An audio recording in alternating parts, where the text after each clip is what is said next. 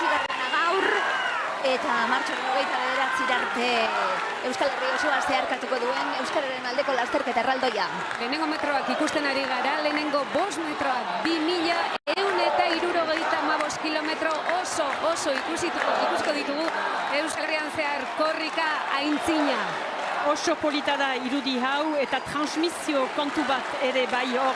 Simunek onduan baitu Charlotte, orain sartu berria den kazetaria animatzailea, eta justo gibelean ditu Euskal Irratietako ordezkariak.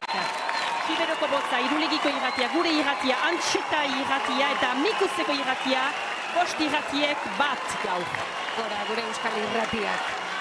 Atarratzeko kale zoragarrietatik korrika abiatuta, Euskal Irratiek daramate lekukoa, esandakoa ikastolako lankideek hartuko diote lekukoa, eta horrela eskuz esku Euskal Herri osoa zeharkatuko duen Euskararen aldeko esan duguna festa, baina aldarrikapena, gure hizkuntzak behar duelako guretik ere, eta korrika bada horren erakusle.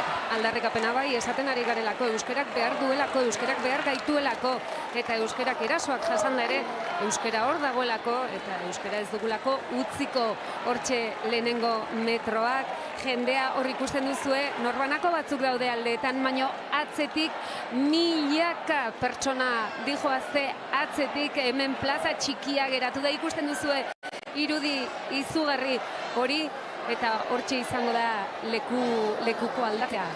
Atarratzeak ez du sekulan olakorik ikusi, Uaitza bazteraz, jendeaz, gainezka eta plaza hau bete-beterik, txoko bat ere ez libre. Zein edera den.